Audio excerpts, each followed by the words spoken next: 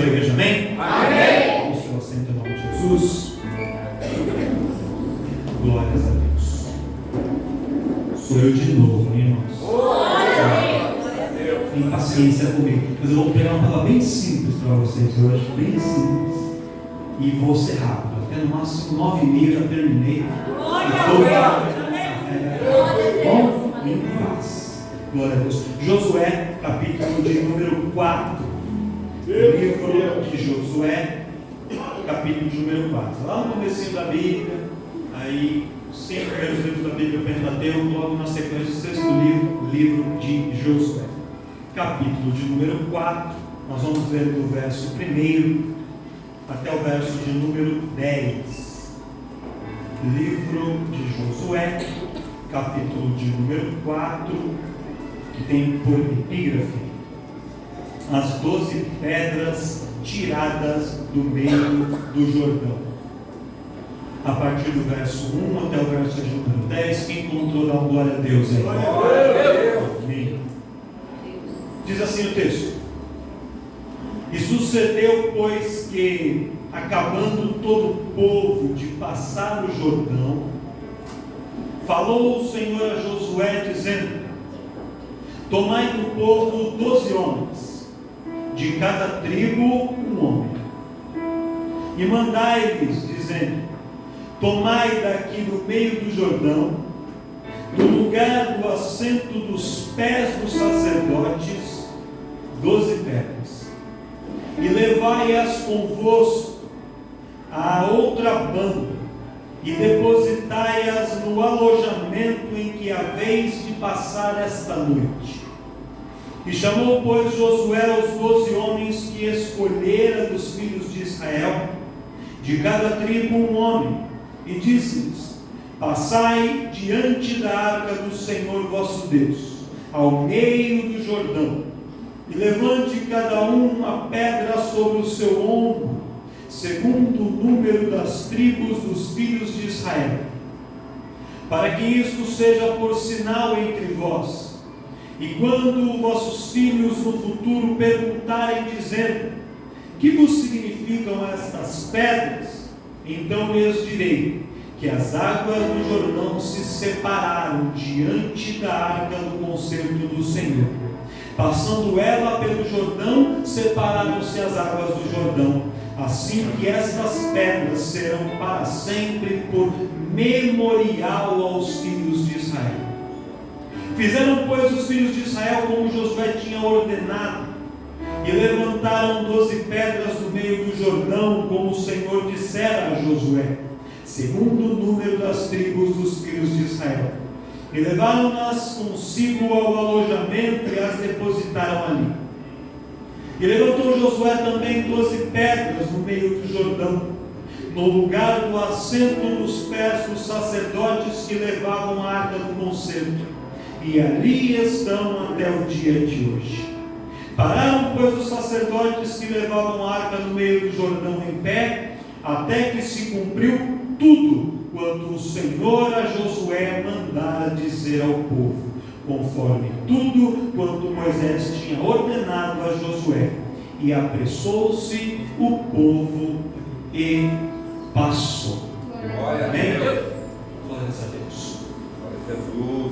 Essa história, no livro de Josué, é uma história relativamente conhecida, e ela é uma história importante, é um marco muito importante na vida de Josué e na trajetória do povo de Israel.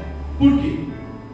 Porque quando o povo está escravizado lá no Egito, e Deus levanta Moisés para ser o libertador do povo, e o povo vai até lá, o povo é libertado da opressão dos egípcios pelas mãos de Moisés, sob a liderança de Moisés, e Moisés começa ali a conduzir o povo na sua jornada pelo deserto, e essa condução dura aí por volta de 40 anos. Durante todo esse período, o líder do povo de Israel, a figura que representava a liderança para Israel, era Moisés, unicamente Moisés. E abaixo de Moisés havia outros nomes. Cada tribo tinha homens importantes, homens fortes, homens guerreiros, E dentre esses homens, Josué era talvez o mais próximo de Moisés. Só que Josué, ele era uma espécie de ajudante de Moisés.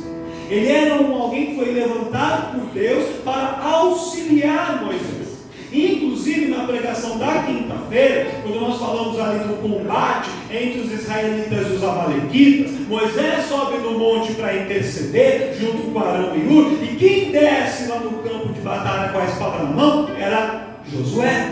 Josué foi lá lutar. Josué, ele operou grandes feitos. Josué, ele era conhecido do povo, mas não necessariamente o povo olhava para Josué e o via como o substituto de Moisés. Eles talvez pensassem que quando Moisés deixasse de estar na posição de líder, que Deus podia levantar outra pessoa. A liderança de Josué não era entre o povo de Israel uma unanimidade. Josué era um cara conhecido, Josué tinha currículo, tinha, Deus via em Josué capacidade, via, mas não necessariamente todas as pessoas reconheciam o talento e a capacidade de Josué. E às vezes isso acontece na minha vida, isso acontece também na sua vida. Deus nos chama, Deus vai nos treinando, Deus vai nos capacitando, só que isso muitas vezes acontece nos bastidores, e quem olha para você não sabe o treinamento que Deus está fazendo com você. Quem olha para a sua vida não consegue entender o processo que você está passando, mas Ele manda te dizer assim: filho, fica tranquilo, é só uma fase, é só um treinamento, eu estou te preparando, e o momento colocar em posição de hoje, esse momento vai chegar, esse momento vai chegar, a sua hora vai chegar. Enquanto isso, vai passando pelo treinamento, vai aproveitando o treinamento, vai crescendo, vai aprendendo, vai se desenvolvendo, vai amadurecendo, porque vai chegar a hora de Deus te colocar em posição de assumir grandes responsabilidades. E quando esse momento chegar, você pode ter certeza que vai ter gente que vai questionar, vai indagar e vai dizer que você não está preparado. Você pode ter certeza que vai ter gente que vai olhar e dizer assim: por que ele? Por que ela? Por que não eu? Por que não o fulano? Vai ter gente que vai questionar, mas eu tenho já uma resposta para essas pessoas. Eu quero te ensinar algo que Deus está falando. Quando perguntarem por que você, por que Deus te colocou lá, por que Deus te honrou, por que Deus te promoveu, por que Deus te elevou, não responda nada, porque o Senhor é quem vai responder por você. O Senhor vai tratar por você. O Senhor é quem vai mostrar por que é que você está lá. Ele vai carimbar a sua posição, Ele vai assinar embaixo, é Ele quem vai te justificar.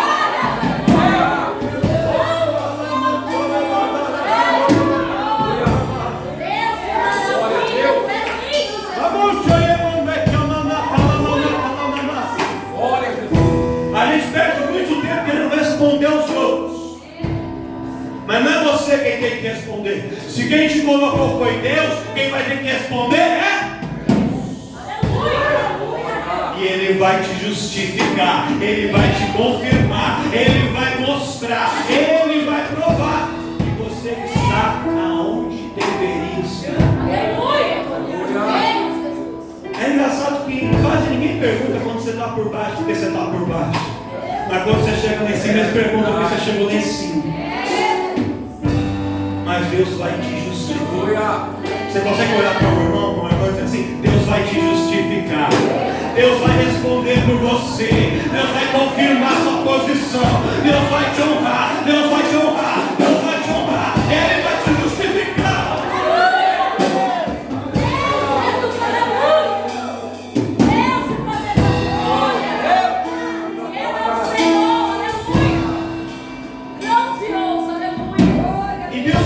Com Josué, quando Josué é colocado na posição ali de Moisés, ele mesmo fala: Senhor, mas será que eu estou preparado? Pessoal, Josué, não se desvie nem para a direita nem para a esquerda, vai em frente, olha para o alto, segue a minha palavra, continua obedecendo, eu já te treinei, te preparei, e assim como eu fui com Moisés, assim serei contigo. Aleluia! E aí quando ele fala isso, Deus convence o coração de Josué. Josué entende que ele estava onde deveria estar. E a primeira pessoa que Deus tem que convencer Porque às vezes Deus coloca a gente em algumas posições e a gente não se sente preparado. Vou te contar um negócio, irmão. Tem gente que não sabe. Mas você sabia que tem gente que não aprendeu a ser abençoado ainda? Tem gente que não aprendeu a ser honrado por Deus ainda? Tem pessoa que não aprendeu a ser exaltado por Deus ainda? Quando Deus exalta, ele fala assim: não, eu não. Aí eu dou uma promoção dele: não, eu não quero, não, me deixa aqui. Olha, Deus vai te ungir. Não, eu não, deixa eu aqui. Irmão, eu quero falar uma coisa. Se Deus te chamou, se Ele te escolheu, se Ele apontou para você, se Ele quer te honrar, deixa Ele te abençoar. Aprenda a ser abençoado, aprenda a ser honrado, aprenda a receber do céu o que vem de Deus para a sua vida. Quando Ele aponta, quando Ele escolhe, quando Ele chama, Ele levanta, Ele exalta, Ele capacita e Ele justifica. Não fica não, Senhor. Aprenda a entender que se Deus te chamou, Ele sabe o que Ele está fazendo.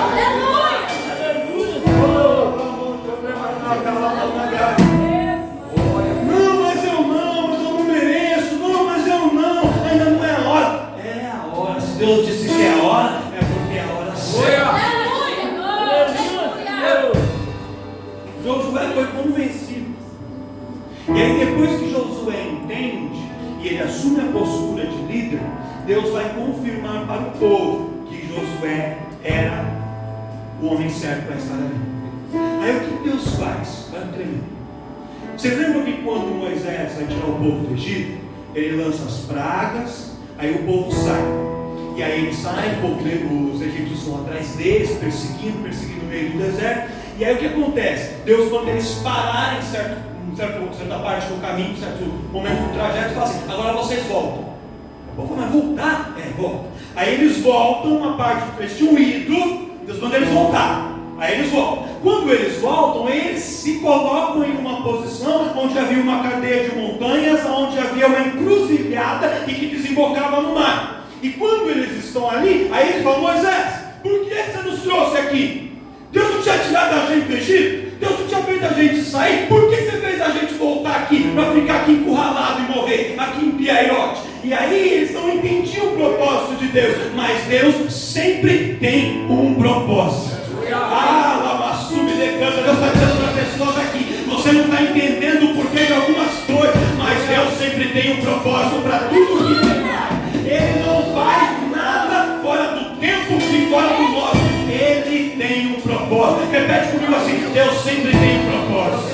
Eu creio no propósito de Deus. Eu creio no propósito de Deus. Eu creio que Ele está no controle.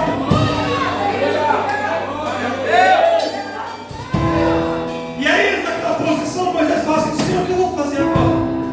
Deus fala assim: Moisés, pega o cajado que está nas suas mãos e abre, toca nas águas e diga ao povo que marche. Aí quando Moisés toca nas águas do Mar Vermelho, o que acontece? Deus sopra o vento e as águas se abrem. Abre-se um caminho no meio do mar.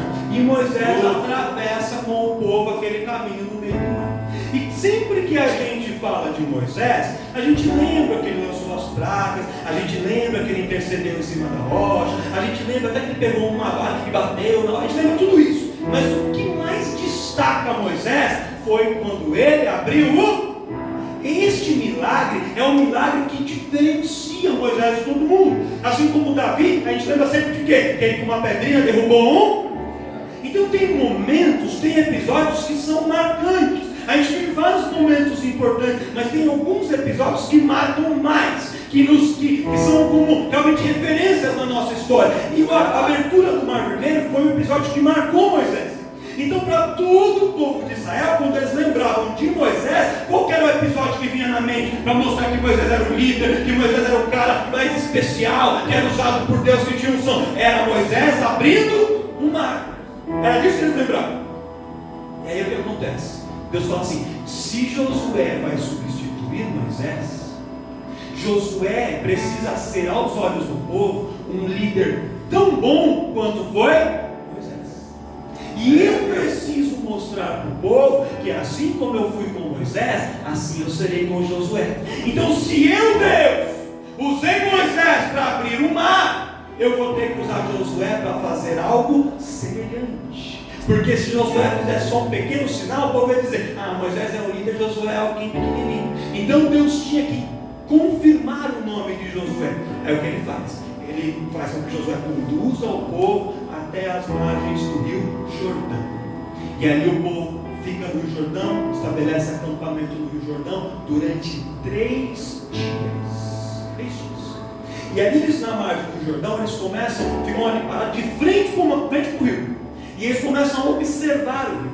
E a época em que eles foram, o momento do ano em que isso acontece, era a época das cheias. Então era uma época em que o rio estava na sua maior profundidade, seu maior volume de águas. O rio estava mais caudaloso. Então alguns estudiosos falam que nos pontos mais profundos, o Rio Jordão chegava a ter 12 metros de profundidade.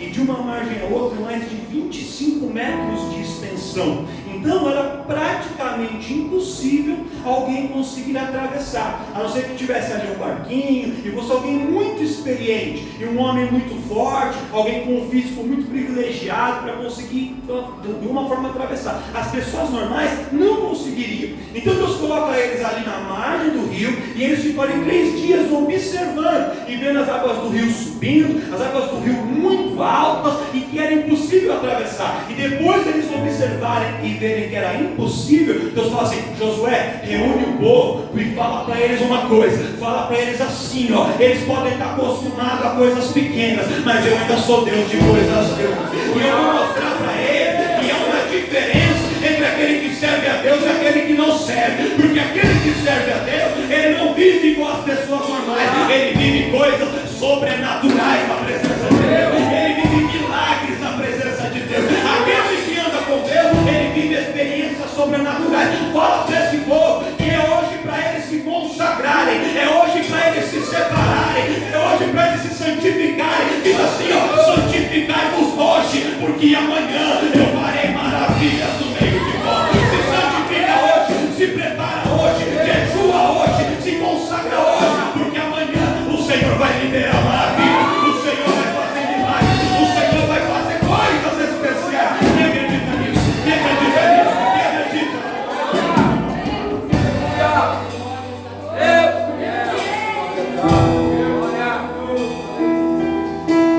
Aí o povo tem uma expectativa, eles não sabiam o que ia acontecer, prefeito, mas a expectativa está no coração deles. Aí o povo se prepara, se arruma, se consagra, ora, jejua.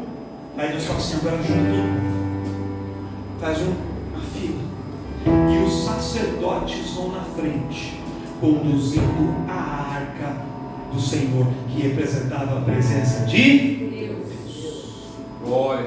Os sacerdotes vão, e é interessante que os sacerdotes tinham que ficar a uma distância de aproximadamente 900 metros do povo. Por que eles tinham que ficar longe?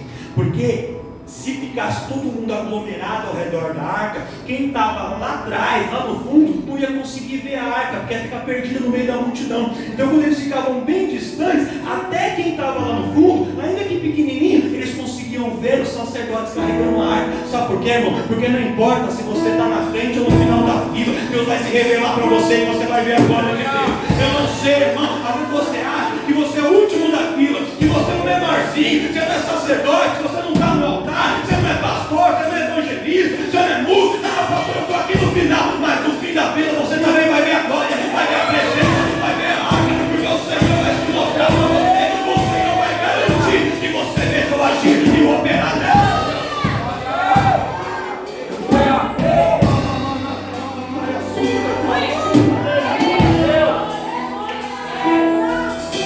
Pega esse cotovelo ungido, dá uma cotovelada do irmão, fala assim para ele: essa foi forte, irmão. Essa foi forte, hein?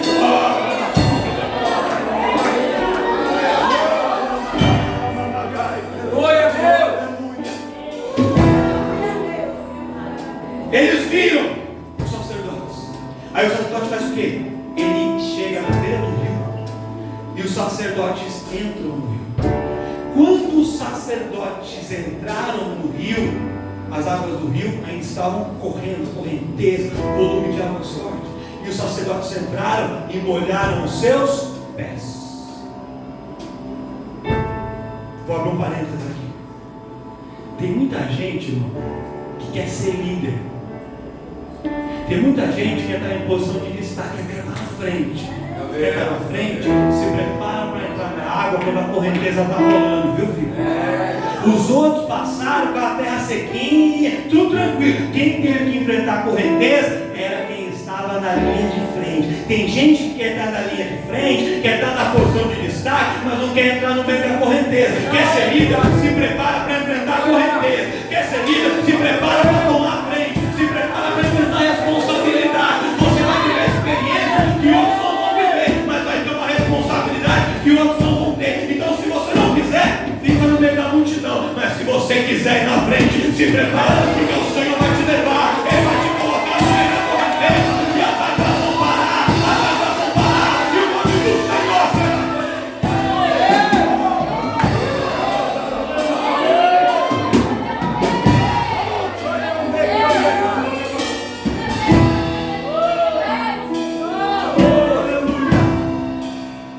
Os sacerdotes põem os pés na água do Rio Jordão. O rio se fende. O rio é cortado. As águas são divididas. Fica uma porção de água para cá e a outra porção começa a correr para lá. E o texto diz, nós vemos o texto todo, mas você pode ver na sua casa, que forma como uma parede, uma represa de água ao lado deles. Só que as águas da nascente, lá no Monte Hermon, onde nascia o Rio Jordão, elas continuavam vindo. As águas continuavam descendo.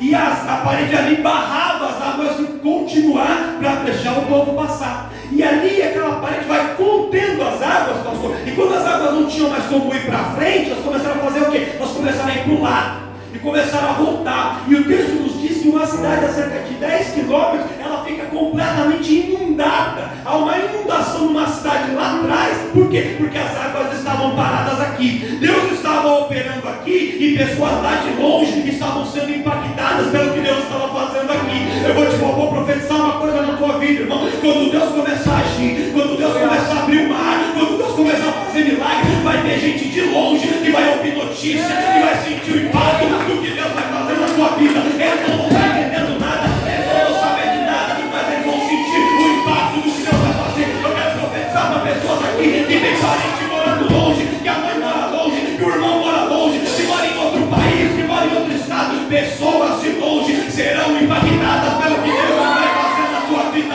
O impacto vai ser tão grande que vai alcançar pessoas de perto e pessoas de longe. E se você acredita, já levanta a mão e já vai glorificando.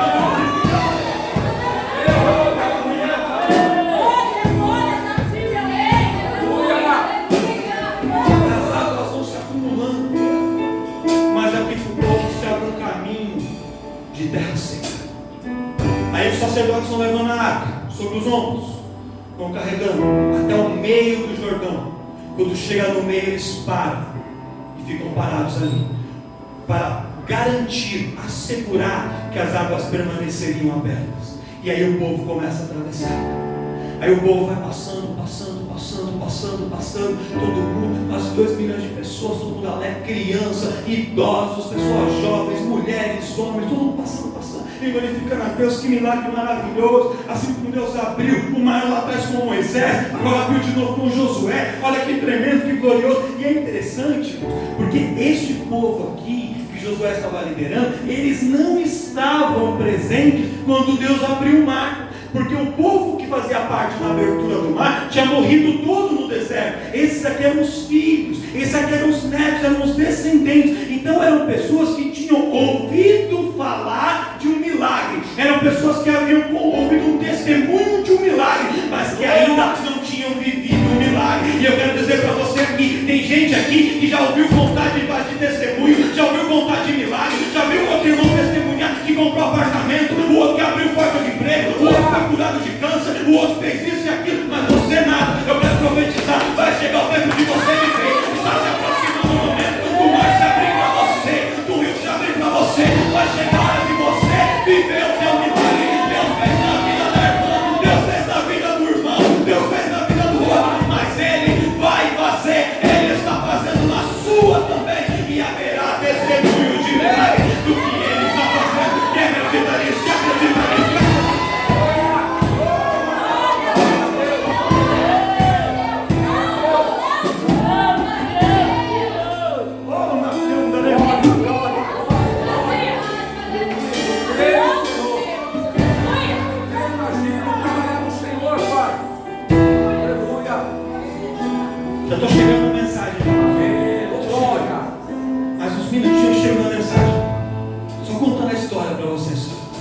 Presta atenção.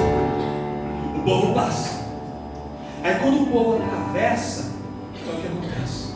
Deus fala assim com Josué: Josué, escolhe 12 homens importantes, líderes, cabeças, representantes do povo.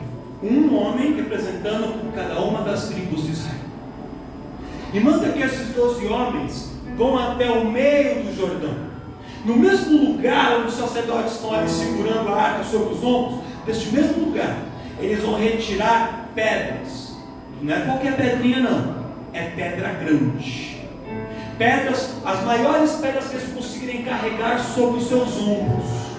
E eles vão retirar essas pedras do meio do rio e vão levar essas pedras sobre os ombros até a outra banda, até o outro lado, até a outra margem. E no lugar, lá do outro lado, onde vocês vão montar o acampamento, neste lugar, eles vão depositar essas pedras. E quando eles ali depositarem essas pedras, com essas pedras, Josué, você vai construir um memorial. Você vai colocar aquelas pedras ali como num círculo, numa disposição em que de longe se consiga ver. E essas pedras serão para o povo de Israel um memorial. Por quê? Porque são pedras específicas que não tem do lado de fora, só tem no meio do rio. E quando as pessoas olharem para essas pedras e disserem: mas o que são essas pedras? O que essas pedras estão fazendo aí? Por que essas pedras estão aqui? Vai ser contado o testemunho do operar de Deus. Alguém vai lembrar e vai dizer: houve um dia em que o povo de Israel estava do lado de cá do rio e precisava atravessar para tomar posse da terra prometida. O rio estava no seu volume mais elevado, era difícil, era impossível atravessar, mas o Senhor abriu caminho no meio do rio, o Senhor abriu caminho no meio das águas, o Senhor segurou uma parede de água de um lado e uma parede de água do outro, e nós conseguimos atravessar. E essas pedras são um testemunho para que a gente nunca mais esqueça do poder de Deus. Aleluia! Eu quero profetizar algo na sua vida nessa noite. O seu milagre vai impactar pessoas, irmãos. O seu testemunho vai mudar a história de pessoas. Vai ter gente que vai acreditar em Deus por causa do testemunho que você vai contar. Você que ainda não viveu milagres vai viver. Deus vai fazer acontecer o sobrenatural para que pessoas do meio da sua família, pessoas que trabalham com você, pessoas que você nem conhece vão conhecer a Deus através do que Deus vai fazer na sua vida. Deus manda dizer assim para você: se prepara os ombros para carregar a pedra do testemunho, porque quando eu prosperar aquele comércio, as pessoas vão ver que fui eu, Deus, que entrei e que levantei o que parecia estar falido, eu coloquei de pé e o meu nome será glorificado. Quando eu restaurar a sua família, muitos vão dizer: eu achei que esse casamento tinha acabado, mas vão dizer: o Senhor restaurou, o Senhor uniu, o Senhor colocou de novo nesse caso, o Senhor afastou a pressão de Deus como nós. Quando as pessoas verem o seu ministério, você cantando, você tocando, você pregando, eles vão reconhecer que é um Deus que exalta, que levanta, que capacita aquele que parecia que não poderia ser capacitado. Quando Deus chamar, quando Deus fizer, quando Deus operar, e vai acontecer logo, vai acontecer em breve, as pessoas saberão que existe um Deus que cuida do céu.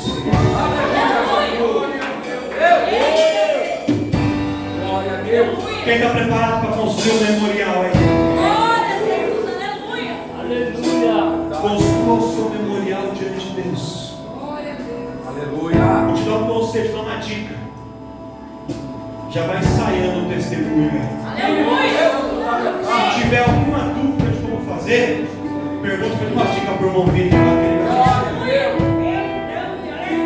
já vai escrevendo já começa a pedir para a banda ensaiar o louvor que eles vão tocar na hora que estiver contando o seu testemunho para fazer de fundo. Já vai vendo o preço das carnes para fazer um churrasco. Não esquece de chamar o pastor Inácio para estar lá junto com você. Já vai se preparando. para contar o testemunho, que o seu testemunho vai impactar pessoas.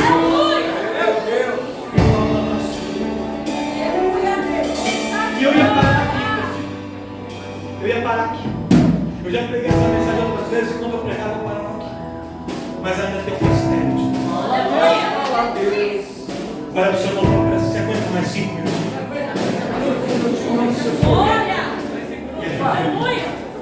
Vou até fechar aqui. Glória a Deus. A palavra de Deus tem alguns mistérios. E a gente tem que aprender a entender os mistérios. Olha só. O texto que nós lemos diz que Deus fala para Josué escolher 12 homens. E esses 12 homens deveriam ir até o rio, trazerem 12 pedras e fazerem um memorial. Isso foi o que Deus ordenou, sim ou não? Sim. Josué obedeceu o que Deus falou, sim ou não? Sim. Mas Josué foi além. Depois de fazer o que Deus mandou, Josué faz outro algo que Deus não havia mandado. Olha o que Josué faz. Os homens vão lá, pegam as pedras e constroem um altar. Do lado de fora, na margem do rio, onde todas as pessoas poderiam ver, onde os outros, os povos pagãos, os filhos dele, as outras gerações veriam o que Deus fez. Aquele era um altar construído para os outros, mas Josué volta sozinho para o meio do rio. Espírito de Deus. Quero te falar uma coisa. Aleluia. Deus vai te dar experiências para você passar sozinho. Aleluia. Tem experiências que a gente vive no meio da multidão, mas tem experiências que a gente vive no particular. É Jesus. Josué volta sozinho para o meio do rio. Aí ele chega lá, ele pega 12 pedras sozinho. E ele constrói um altar no rio sozinho. Ali no meio do rio, aonde os sacerdotes estavam posicionados segurando a arca. O sacerdote sai e naquele lugar Josué constrói um altar. E aí vem a pergunta: para que construir um altar no meio do rio, se quando Deus ordenasse que as águas voltassem a correr, aquelas águas iriam cobrir aquele altar e ninguém mais poderia ver? Para que construir um altar que os outros não poderiam ver? Sabe qual que é a resposta? As outras pessoas não veriam, as outras pessoas não saberiam, mas ele ia saber que aquele altar, Deus ia saber que aquele altar estava lá. Eu quero te falar uma coisa: quando Deus operar os sinais e milagres na tua vida, conta testemunho para os outros ouvirem, conta testemunho para edificar a fé dos outros, mas você não se esqueça do que Deus já fez na tua vida, do que Ele ainda vai fazer. O testemunho